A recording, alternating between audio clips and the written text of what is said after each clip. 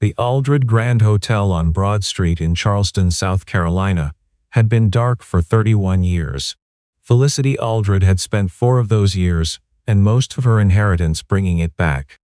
The plasterwork ceilings had been replastered by hand. The gas lamp fixtures, the ones her grandfather had imported from a foundry in Lyon, had been rewired by a specialty firm that flew in from New Orleans. The dining room's heart pine floors had been sanded to their original honey color and finished 3 times over. On the night of the grand reopening gala, 180 guests filled those floors. Investors, Preservation Society members, food journalists, and the kind of older Charleston families who still remembered the hotel from before it closed, stood beneath the chandeliers holding flutes of sparkling wine and watching the open kitchen the way an audience watches a stage before the curtain rises. Felicity stood at the host's stand near the kitchen pass, wearing a deep burgundy dress and the composed expression of a woman who had not slept more than 4 hours in 3 weeks. She was 41 years old and had rebuilt this building with the specific intention of proving one thing: that the Aldred Grand could do in the present what it had done in the past.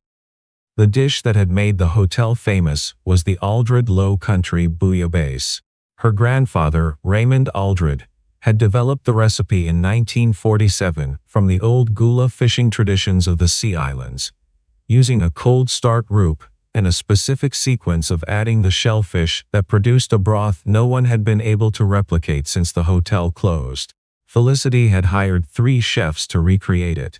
The first, a Michelin-starred name from New York, had produced something technically flawless and completely wrong. The second, a food historian from New Orleans, had come close enough that Felicity's own kitchen staff had grown excited, and then fallen silent when the broth tasted flat. The third chef, flown in from a celebrated low-country restaurant on Hilton Head, had spent 2 weeks trying, and had called her 6 days before the gala to apologize.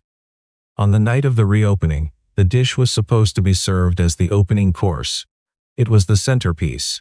It's what the food press had been promised. The table cards on every place setting read, "The Aldred Bouillabaisse, 1947, restored." At 7:43 in the evening, the current kitchen team produced a version. Felicity tasted it at the pass. She set down the tasting spoon, picked it up again, and tasted a second time. The broth was warm and competent and entirely unfamiliar. She looked at her head chef, a capable man named Warren Ing, who had been told very clearly what the dish was supposed to taste like. And Warren looked back at her with the honest expression of a man who has done his best and knows it was not enough. In the dining room, Paxton Reeves stood near the fireplace. He was 55 years old, the chairman of the investment consortium that held a secondary interest in the property, and he had spent the last year and a half quietly building a case that the Aldred Grand's revival was romantic but financially insolvent. He was not hostile to Felicity in any visible way.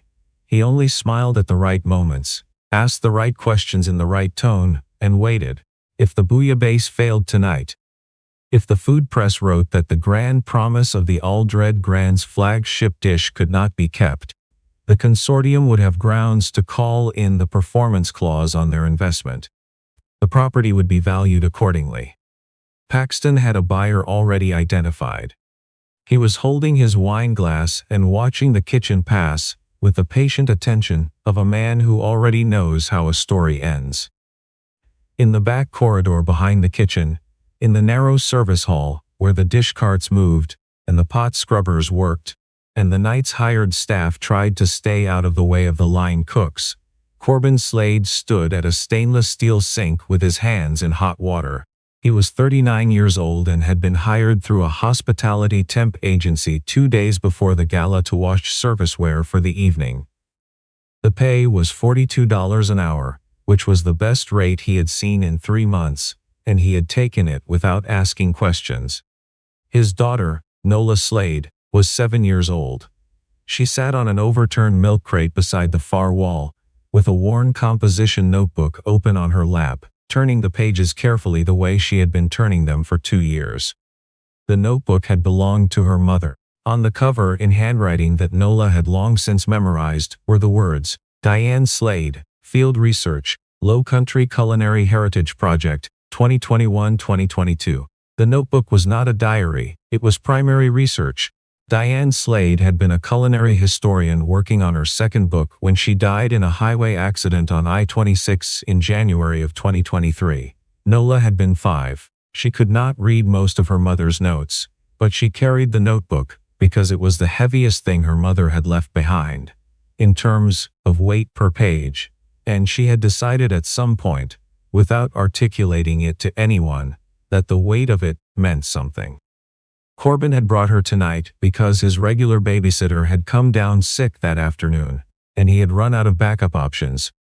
He had folded a blanket over the milk crate before Nola sat down and told her to stay quiet and not touch anything. She had stayed quiet. She had touched nothing except her mother's notebook. When the sounds from the kitchen changed, when Warren Ng's controlled instructions took on a different register, and Felicity Aldred appeared at the pass door, and stood there in a way that service workers learn to read from 20 feet away, Corbin dried his hands on his apron and listened. He heard enough: the broth, the sequencing problem, the cold start roux that nobody could get right. He had heard all of this before. He had read it in Diane's notebook, sitting at his kitchen table in Somerville on a night 2 winters ago, when he was trying to stay close to the things she had cared about, because staying close to them was the only way he knew how to stay close to her. He pushed open the kitchen door. The kitchen had the compressed energy of a room in which something has gone wrong, and everyone is pretending it hasn't. Warren looked up. 2 line cooks glanced over. Felicity Aldred, standing at the pass, turned her head. Corbin was wearing a dish apron over a gray Henley. His forearms were damp. His boots had a long scrape across the left toe from a loading dock dolly 3 weeks ago. "The roux starts cold," he said. He was not loud about it. He said it the way you say something you know to be true, when you are not yet sure you'll be believed. It goes into a cold pan with the fat at room temperature, and you build the heat up slowly over about 12 minutes before you add the aromatics. The shellfish goes in reverse order from what you'd expect: shrimp first, then finfish, then crab last.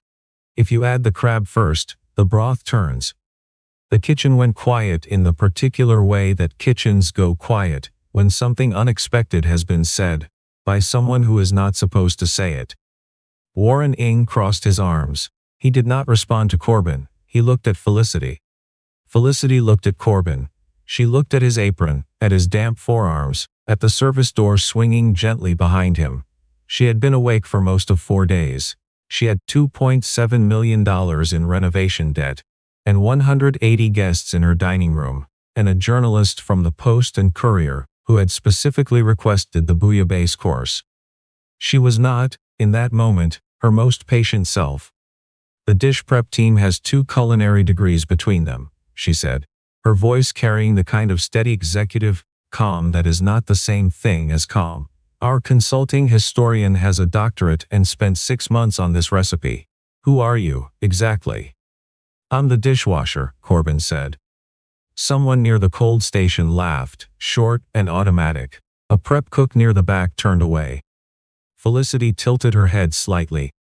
If there was cruelty in what came next, it was the cruelty of exhaustion and pressure, acting through a person who was too tired to choose better. "If you can actually make the Aldred bouillabaisse," she said, loud enough that the nearest line cooks could hear it clearly, "I'll seat you at my personal table tonight. You and whoever you came with." The kitchen absorbed this in silence. It was the kind of sentence that a room full of professionals recognizes as a public dismissal, dressed up as an invitation, a challenge that everyone present understood was not meant to be accepted. Corbin did not smile. He looked at her for a moment in a way that was neither angry nor impressed, and then he went back through the service door. Nola was still on the milk crate. She had heard the laughter, the muffled shape of it through the door, though not the words. She looked up at her father's face when he came back into the corridor, and read it the way children read their parents' faces when they are trying to understand what the adult world just did. "Are we leaving?" she asked. "In a minute," Corbin said. He crouched down to her level and adjusted the strap of her shoe, which was fine, but crouching gave him a moment to think. It's nothing. Come on, let's get your things. Nola did not reach for her bag. She looked down at her mother's notebook, which she had been holding open to the same page for the last 20 minutes. Not because she was reading it, but because she liked looking at her mother's handwriting. On the page at the top, in capital letters, were the words, Aldred Grand Original Bouillabaisse, Confirmed Tech Niqua. Below that, Diane had filled 3 pages in her tight, slanted script, with everything the last surviving kitchen worker, a 92-year-old woman in Beaufort, interviewed in November of 2021, had described. Nola held the notebook up toward her father. Mama wrote about this one, she said. She said it was the one nobody got right. Corbin straightened slowly. He looked at the notebook. He had read those 3 pages enough times to recite them. He had read them the first time looking for Diane, and found instead a level of precision that told him she had known exactly what she was doing, and that the work had mattered to her. He took a breath. He could leave. There was nothing wrong with leaving.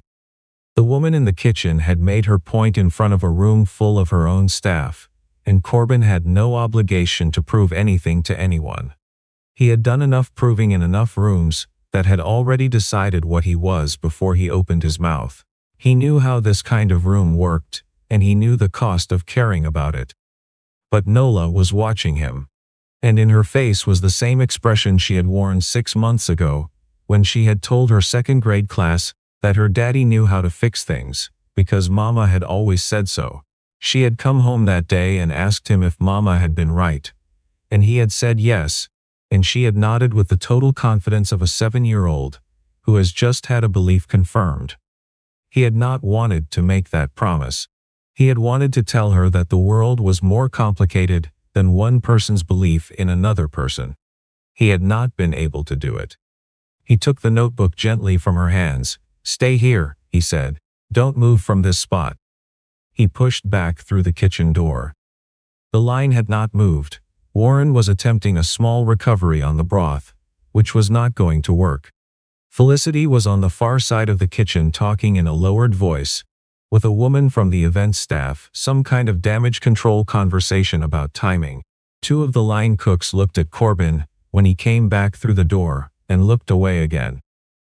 With the carefully arranged neutrality of people who are staying out of something. I can make it, Corbin said. Felicity turned from her conversation. The expression on her face was not quite irritation. It was something more complicated, the face of a woman who is managing too many things at once, and has just been handed one more. The kitchen is not open to. My wife spent a year documenting this recipe, he said. He did not raise his voice. She drove to Beaufort and sat with a 92-year-old woman named Mrs. Celeste Priolo for 4 hours, and recorded every detail of the original preparation that woman remembered. Cold roux, 12-minute build, reverse shellfish sequence, specific ratio of dried shrimp to fresh because the 1947 kitchen used both. Your consulting historian doesn't have those notes. Nobody does. They're in this notebook. He held it up. My wife died before she finished the book she was writing. This is what she left. The kitchen had gone fully quiet. Warren Ing, standing near the range, had stopped pretending to work. He was looking at the notebook. Felicity did not look at the notebook. She looked at Corbin. It was a different kind of looking than before. The recalibration of someone who has just realized the shape of the room is not what she thought it was. At the far end of the kitchen, the door from the dining room opened. Paxton Reeve appeared. He had the easy, practiced look of a man who has spent decades learning to arrive at the right moment. He scanned the room, took in the stopped activity, took in the stranger with the notebook, took in Felicity's expression. He crossed to her in a few quiet steps. The journalist is asking about the timeline for the first course, he said, his voice pleasant and low. If there's a problem with the bouillabaisse, now is the time to offer an alternative. I can help you manage the conversation with the table. He looked at Corbin for precisely the amount of time it takes to decide something doesn't require attention. Is the service staff supposed to be in the main kitchen? He was just leaving, a line cook said, not unkindly, near the cold station. Corbin did not move. He was not looking at Paxton. He was looking at Felicity. There was a moment, one of those moments that does not announce itself but that everyone in the room registers on some frequency below language, where Felicity Aldred could have let him go. It would have been the sensible choice. Paxton was already managing the problem toward an exit. The kitchen would serve an alternative first course. The press would write about the rest of the meal, and the bouillabaisse would be a footnote, a slight disappointment, something to address at a later date. She thought about her grandfather. Raymond Aldred had been a man who had built his restaurant's entire reputations on a single act of listening. Listening to the women who cooked in the Sea Islands before anyone in the fine dining world thought their techniques were worth documenting. He had listened when every other hotelier in Charleston was not listening. The hotel had lasted 40 years on that foundation. She thought about what her grandfather would have done, with a man standing in his kitchen, holding 3 pages of confirmed technique written in the handwriting of a woman who had cared enough to drive to Beaufort. Paxton, she said, thank you. I'll handle this. She looked at Warren, clear me a station. Paxton's pleasant expression did not change, exactly. Something behind it did. He stood for a moment longer than was comfortable, then nodded once and went back through the dining room door. Corbin opened the notebook to Diane's notes. He read them through once, though he did not need to. The reading was for the room, so that Warren and the other cooks could see what was on the page. He placed the notebook flat on the prep surface beside the range. Do you have whole dried shrimp? He asked. Warren looked toward the dry storage. A prep cook confirmed they did. It had been on the original ingredient list, but no one had used them, because no one had known they were supposed to. Corbin washed his hands at the hand sink and accepted the apron that Warren offered without comment. He pulled a heavy-bottomed pot from the rack and set it on a cold burner. He added butter and flour at room temperature, in the ratio Diane had noted, 3 parts fat to 2 parts flour, not the reverse, and turned the heat to its lowest setting. Nobody in the kitchen spoke. The roux built slowly. Corbin did not rush it. He watched the surface the way he had watched Diane work in their own kitchen in the early years, when she would spend an entire Saturday afternoon on a single dish, just because she wanted to understand it. He added the aromatics, onion, celery, and a small amount of preserved lemon, which was the detail that had surprised him most the first time he read the notes, and let the smell open in the air of the kitchen. Felicity stood back. She was not watching the pot. She was watching Corbin's hands.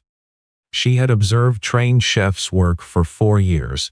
She knew what a professional who trusted their own technique looked like. This was that, and it was also something else. There was a quality to the attention he gave the process that was not performance. It was the attention of someone doing something in honor of another person. The kind of focus that cannot be faked, because it comes from somewhere that ambition does not reach. The shrimp went in first. Then, the finfish, red drum, which was correct, another detail from the notes that none of the 3 previous chefs had confirmed. Then last, the blue crab, which was wrong by every instinct of modern shellfish cookery, and exactly right according to Mrs.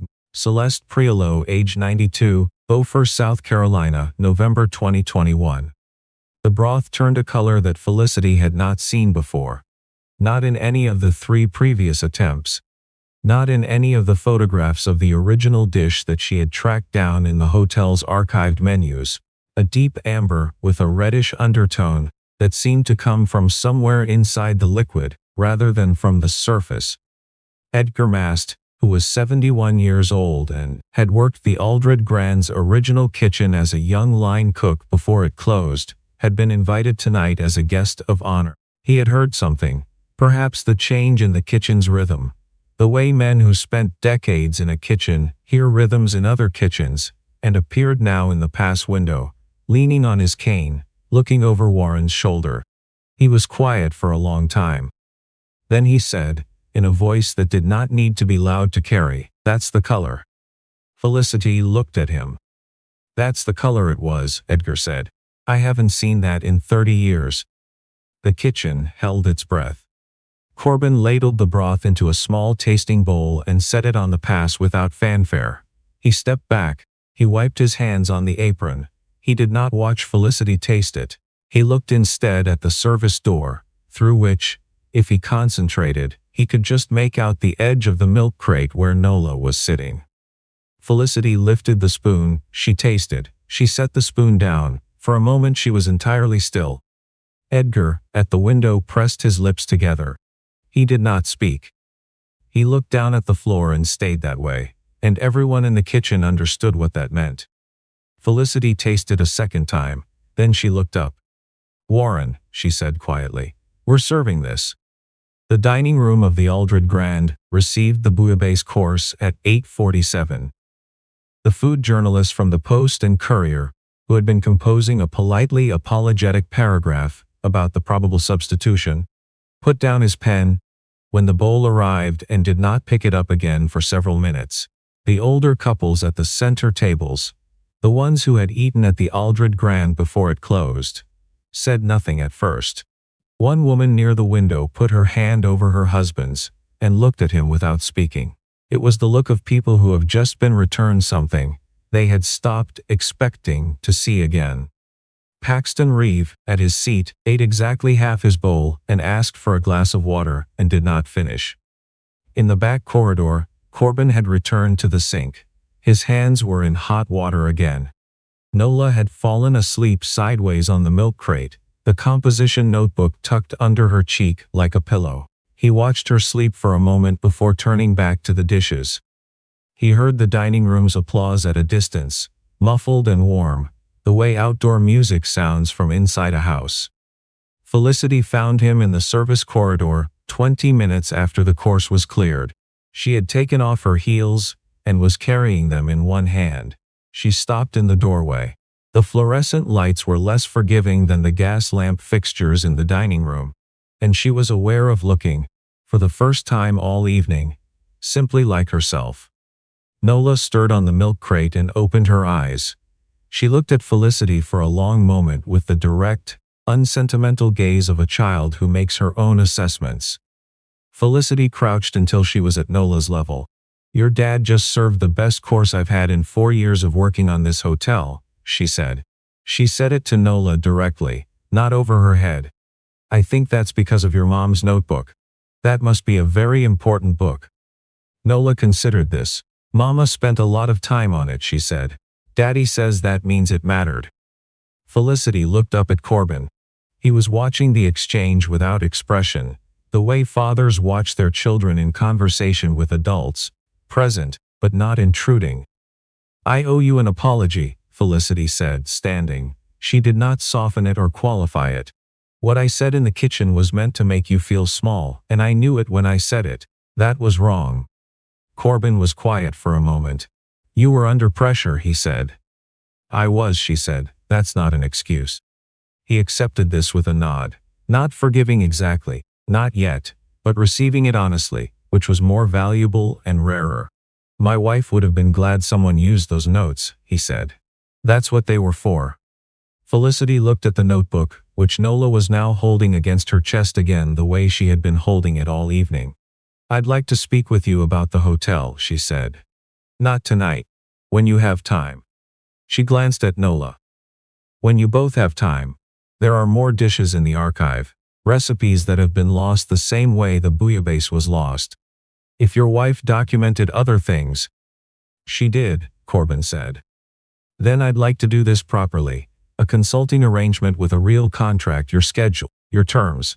She paused. "And not in a service corridor. Over a real dinner at the hotel, front of house." Corbin looked at Nola. Nola was watching Felicity with narrowed eyes, the specific narrowed eyes of a child who is not yet ready to trust someone, but is carefully collecting evidence.